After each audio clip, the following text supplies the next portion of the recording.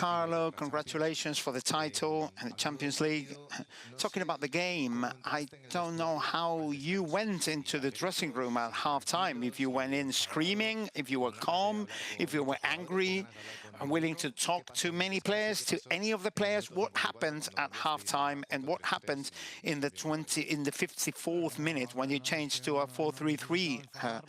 Well, I didn't need to get angry. I needed to clarify a few things because it was pretty clear how Dortmund wanted to play. They did a fantastic game in transition, and we lost our balance a bit, and we had to manage their transition better. We lost many balls in the opponent's half, and we thought about that changing the system would be better for us and giving concentrate a few more players in midfield. We started with Valverde on the right, but then Rodrigo played there, and what we brought Valverde back to join Camavinga and Kroos, and I think it was better for us in the second half. There is a sentence that says that the best in life are the simple things. You talk to us many times with a simple way of speaking that is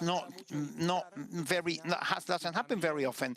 You talked about a lot about enjoying and about suffering of this final. I wanted to ask you, what are the football arguments, the most simplest but the strongest footballing arguments that has Real Madrid in order to be able to win this match? And in terms of suffering, how much did you suffer in this final? Well, I think this season, I said that we had many trouble. We lost some quality players. We had to substitute, we had to replace them with sacrifice and commitment. And this is what happened today, exactly the same.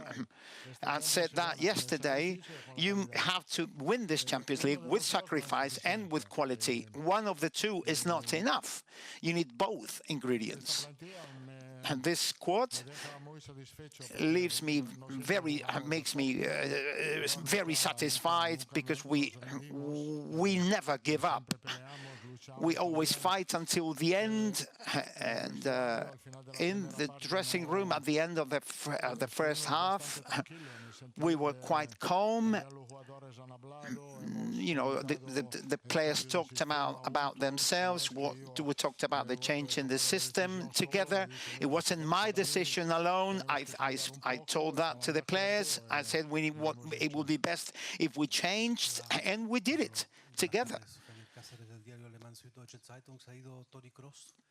Toni Kroos just left left Real Madrid. What did he say to you after the game, and what are you going to miss? Well, I'm really grateful to him.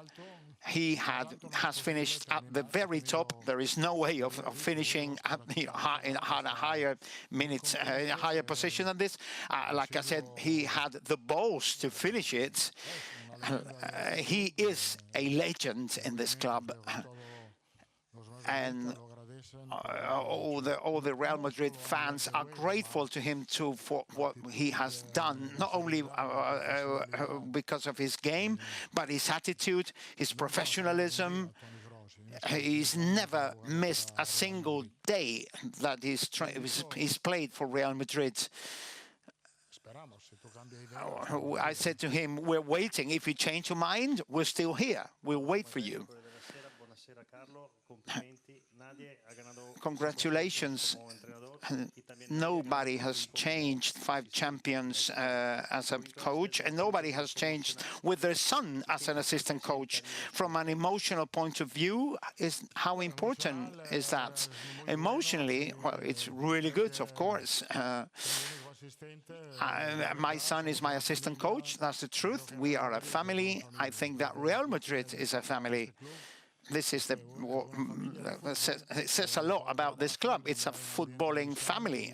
It's a very healthy, clean atmosphere.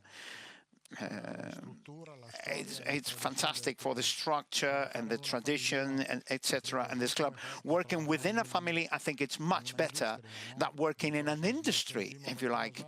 So we feel at home when we work every day at Valdebebas at Real Madrid headquarters, and that obviously having my son next to me helps me a lot because he can tell me things that nobody else can tell me. Talking about the sea again, like sailors, when if you assess the rest of the season and what happened at Manchester City, what would be the what would you how would you rate yourself? I would rate ourselves as a 10 out of 10. This season has been a 10 out of 10 because we could manage it really well until the end, and my team and my players have been spectacular.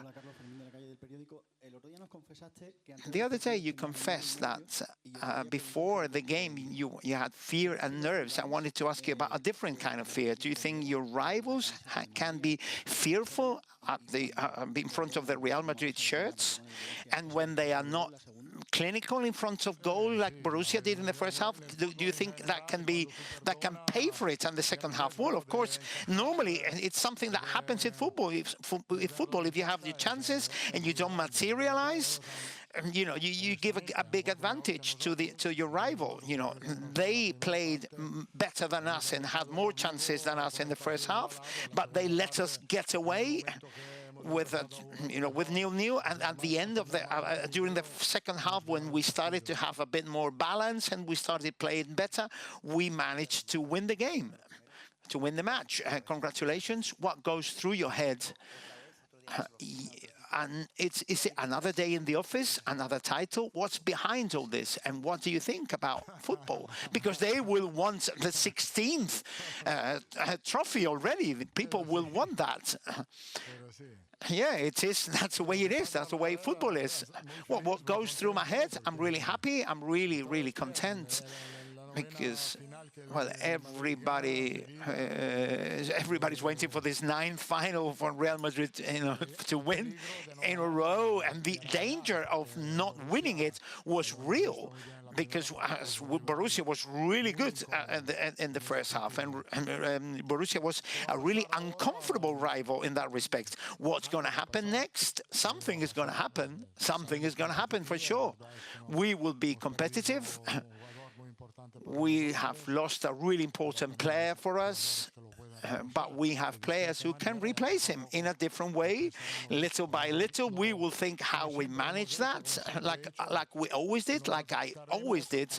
We will adapt to the characteristics of the players that we have in our squad. If we don't have Toni Kroos, we will have to play in a slightly different way, but we have fantastic players and we have resources in order to remain competitive.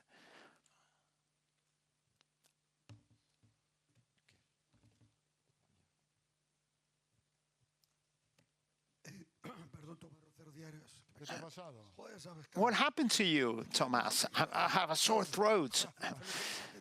Congratulations, first of all. That's the most important thing. You screamed more than I did. Yes, of course. What did your players think? What are your players going to need in order to reset ahead of 7 titles that you're going to play for, 7 trophies that you're going to play for next season? Well, there is no danger in that respect of being a full belly, if you like. In this club, there is a continuous demand. We're never satisfied. We will have another fantastic day tomorrow with our fans. Then we'll go to rest. My players will be at the Euros, at the Copa America, etc. And we'll come back with the same eagerness, with the same eagerness, excitement, anticipation as before. Congratulations. And what will be your next career target?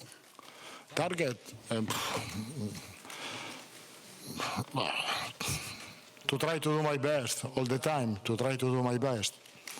I think this competition gave to me fantastic happiness as a player, as a manager, and My target is to try to repeat the same emotion that we had the week after this game, and so this is the target. I have the luck to be in the best club in the world. Last one here. Hola, mister, aquí. Enhorabuena, de corazón. En España, no sé si conoce otro refrán. Congratulations. In Spain, there is a set phrase that says second part was never good, but your second, talking about your second stint in the club has been fantastic. Did you expect when you got a phone call from Real Madrid to come back? Could you foresee the success you were living? Well, to be honest with you, it was complicated to think that I could do that in winning in 3 years to Champions League and 2 leagues, etc. With a team that was changing slightly, little by little, but what's changing.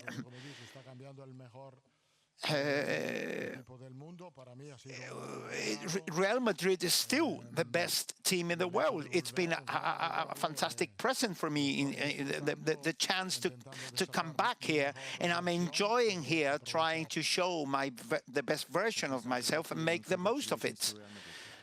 Muchas gracias, señor Ancelotti.